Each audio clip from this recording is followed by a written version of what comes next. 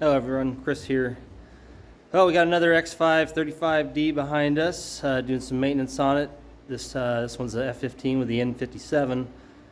I haven't really seen much on YouTube about videos about doing anything with this motor, so I figured maybe I'd put something together. I know it's going to be brief. It's not going to be edited very well. I don't do this very often, so anyways, the customer had an oil leak. I noticed some stuff coming near the valve cover gasket, and also some stuff around the oil cooler and oil filter housing, and amongst other places. So a customer wanted to replace the valve cover gasket and the oil cooler assembly with the filter housing. So that's what we did. Amongst some other things, I'll go briefly over some tips and tricks on how to do this to avoid more headaches and frustrations. I actually made a few tools myself to make this process easier, which I'll show you, and I'll try to put the link down below to my page where I have them, where you can get the files to 3D print them, or I can sell them to you. Either way, but yeah, let's go over some of the stuff here on this thing. Oh yeah, the infamous rear timing chain N57. Awesome running engine, great fuel economy, but why, BMW? Why did you have to put the thing in the back of the motor in the worst place? I will never know. But here we go. So I got the valve cover gasket already replaced. Got the new oil cooler assembly in there with the oil cooler behind it. I guess I should have taken a video of that earlier because it's a little complicated. There's a lot of hoses. So the biggest thing I can say with that, keep track of where the hoses go when you put that back together. So if you're just doing a valve cover gasket, yes, you have to pull the injectors. Yes, you have to pull the intake manifold to get the injector, not the injector, the main supply lines, to remove them to get the valve cover off and clear. You don't have to pull the rear one all the way. You just got to loosen it up so you can clear the valve cover gasket. The front one, it's almost impossible without pulling that. At least it makes it a lot easier. One thing I can't stress enough is cleanliness. The big thing you need to do, what I did is I washed the engine. I removed the intake system with the air filter, the sound dampening rubber on the top here, and then because there was sand, dust, dirt, everything all down in here, and there's not a seal between the injector here and the valve cover like the valve cover. There's no O-ring or nothing, so the injector bore all the way to the bottom where the copper washer is, it's exposed. So oil, water, all that crap, that can all get in there. I used some Simple Green and then pressure wash this out really good till I thought I got everything out, and of course when I tore it apart there's still some grime in there. But what I could suggest doing is washing it really well, really thoroughly, and then letting it run for a while, take it for a drive, get it up to operating temperature, drive around for I would say at least maybe an hour or so, just to get any water that got down the injector boards, to get it to evaporate and get out of there. That way when you have to pull the injectors like you do, you're not going to have water fall down the cylinder.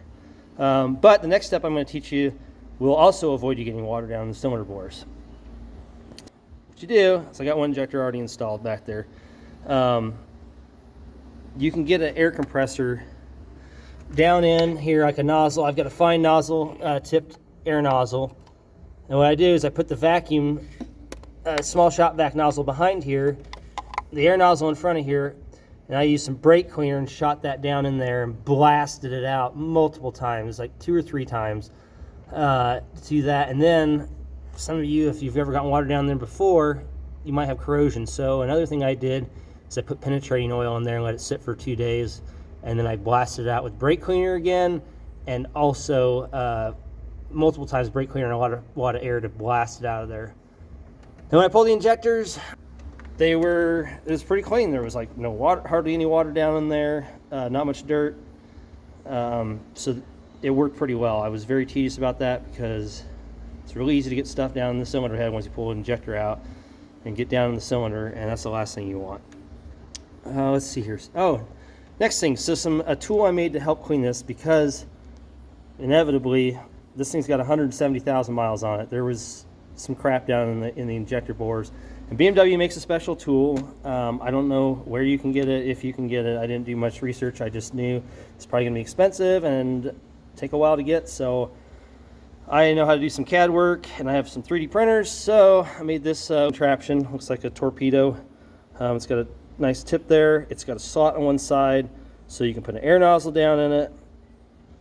So the way this thing works, pulling these caps out here. There's the injector bore. Just take this thing, go down there, having the rounded tip, goes right in the nozzle bore, and you push it down, twist it a little bit, you can rotate it. That seals that up. So now you can take your air nozzle and see that? Look at that, you got room to slide it down in there. So I do. So put a little brake cleaner in there. While holding that down, I got this little fine brush. You can scrub it around these little slots here with some brake cleaner in there, and that torpedo tip seals off the hole so nothing goes down in the cylinder. Clean that up, put the shop back right in the back here. Here's air nozzle right there, and blast her out. And when I found that got most of the stuff out, and this just pops right back out just like that. But yeah, I'll put the, like I said, I'll put the link to my Facebook page where I have these in the video. I also am working on these here because these caps work pretty good. I don't know where I got them. I don't know where you can get them, but 3D printing these, they sit right down in there. And plug the hole. I'm going to put a little more taper to them so they seal a little better. But then you got a nice little tab, you can pull it right out just like that. So it'll make it easy to seal that up. And maybe I'll make a kit with the little torpedo on these, and then that. But let's go into one more thing here. All right, so here we have the injectors. I printed these cool trays too to hold them, keeps everything organized. That way you know which number is which, because these have different values in the computer for adaptations, for injection cycles, and all that fun stuff. With these, you have to replace this washer. This is what seals the injector down in the cylinder head. I can't stress that enough. Replacing that, cleaning the surface, cleaning the nozzle tip. Focus a second here. Cleaning the tip up really good. Put just a dab of grease on there to help hold it. The book also says to put some grease on these to help prevent corrosion, I'm guessing. But yeah, and just clean these up too. These were pretty nasty, so I cleaned those up also.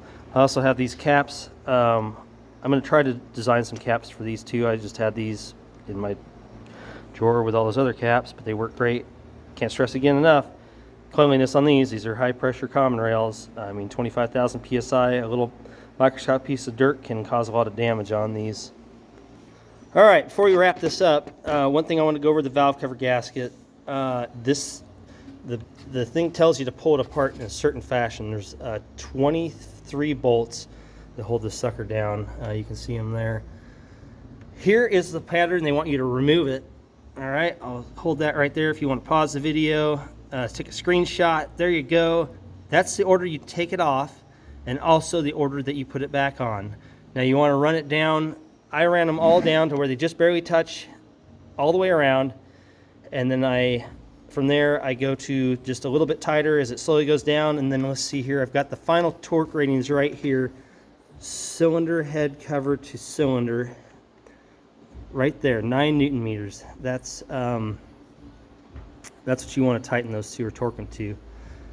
So that's that. Also, for the injectors, they have this. This is what holds the injector in. So it's very important to clean these threads off, and also clean the bore that this thread's in there to get the proper torque rating. For the injectors, here's injector to cylinder head. This is that clamp bolt that holds that down. So when you want to join it at 8 Newton meters, and then the final torque is going to be 26. So there's that. There's some other. There's the line, the fuel injection line.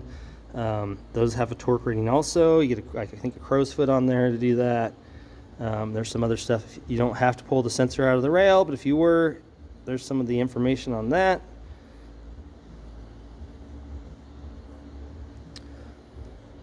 So yeah, that pretty much covers everything, I think, with the valve cover gasket. Yeah, feel free to drop comments down in the bottom. If you have a tool It's it's almost like pliers, but it's used to pop those pop rivets out. It works really. For these are what go in the top of the injectors to let the bleed off fuel back. They just pop up. Otherwise, they just pop up, and then you can pull them off of the injector. As for that, the intakes on these, yes, they do carbon up, just like the M57 does. In fact, here, let me show you. There you have it. Lots of carbon too. You can get a brand new intake manifold off of Dark Side for $200. So unless you want to spend a couple hours cleaning all this crap out of here, and I mean it's pretty extensive. I've spent 2 or 3 hours on an M57 one doing it. The customer decided, hey, I'm just going to buy a new intake manifold. We don't have to worry about that. Then we don't have to worry about loose carbon chunks that you can't get while you're cleaning this thing out. That's not getting in there. Spots you can't reach. All that stuff. You don't have to worry about any of that. Just buy that $200 intake manifold off Dark Side. I'm not sponsoring them. They're not sponsoring me, but that's the only one I found that's reasonable. And it looks like it's built really well. Other than that, yeah, if you wanted to do EGR deletes and stuff like that, that's a good time to do it. It's right here.